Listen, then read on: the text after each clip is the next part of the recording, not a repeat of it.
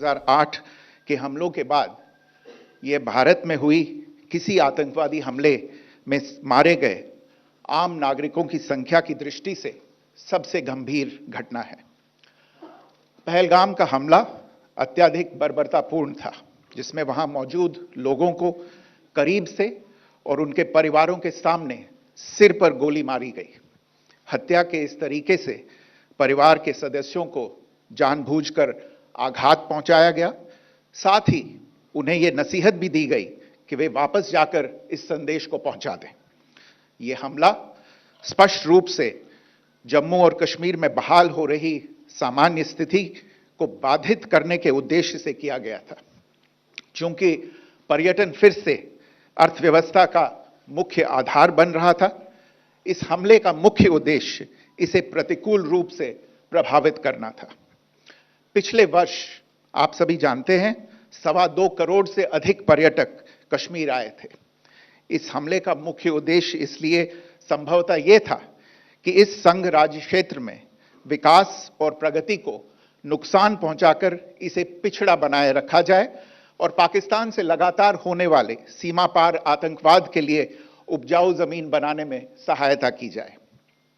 हमले का यह तरीका जम्मू और कश्मीर और शेष राष्ट्र दोनों में सांप्रदायिक दंगे भड़काने के उद्देश्य से भी प्रेरित था।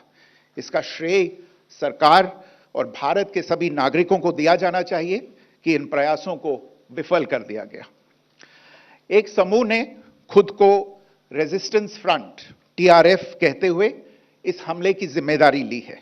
यह समूह संयुक्त राष्ट्र द्वारा प्रतिबंधित पाकिस्तानी आतंकवादी समूह लश्कर ए तैयबा से जुड़ा हुआ है।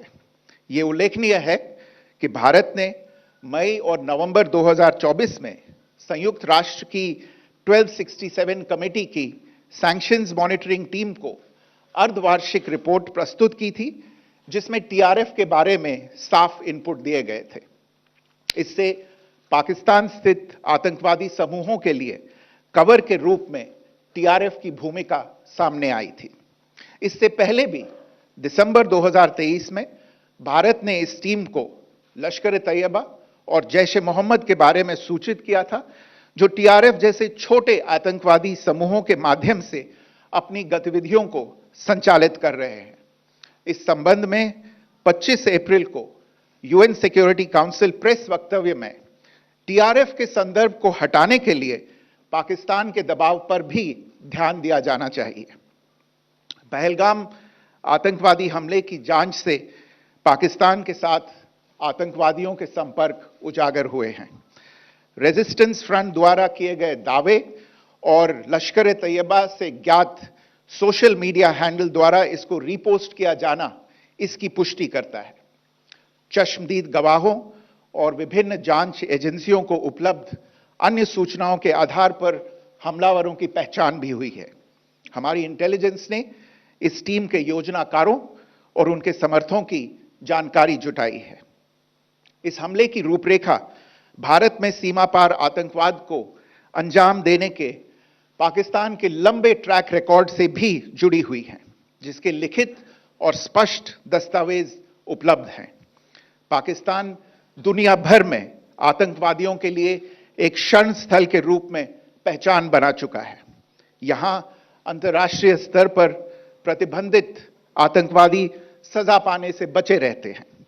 इसके अलावा पाकिस्तान ने इस मुद्दे पर विश्व और फाइनेंशियल एक्शन टास्क फोर्स जैसे अंतर्राष्ट्रीय मंचों को जानबूझकर गुमराह करने के लिए भी जाना जाता है। साजिद मीर का मामला, जिसमें इस आतंकवादी को पाकिस्तान ने मृत घोषित कर दिया था और फिर अंतर्राष्ट्रीय दबाव के परिणाम स्वरूप वो जीवित पाया गया, इसका सबसे स्पष्ट उदाहरण है। यह स्वाभाविक है कि पहलगाम में हुए इस हमले से जम्मू और कश्मीर के साथ साथ भारत के अन्य भागों में भी आक्रोश देखा गया। हमलों के बाद भारत सरकार ने स्वाभाविक रूप से पाकिस्तान के साथ संबंधों को लेकर कुछ कदम उठाए। आप सभी उन निर्णयों से अवगत हैं जिसकी घोषणा 23 अप्रैल को की गई थी। तथापि यह आवश्यक समझा गया कि 22 अप्रैल के हमले के अपराधियों और उनके योजनाकारों को न्याय के कटघरे में लाया जाए।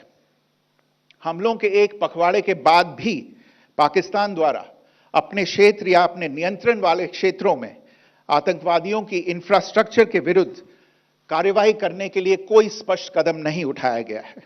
उल्टे वो इनकार करने और आरोप लगाने में ही लिप्त रहा है। पाकिस्तान आधारित आतंकवादी मॉड्यूल्स पर हमारी खुफिया निगरानी ने संकेत दिया है कि भारत के विरुद्ध आगे भी हमले हो सकते हैं।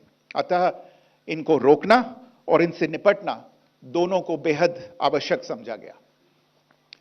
आज सुबह, जैसा कि आपको ज्ञात होगा, भारत ने इस तरह के सीमा पार हमलों का जवाब देने और उन्हें रोकने तथा उनका प्रतिरोध करने के अपने अधिकार का प्रयोग किया है।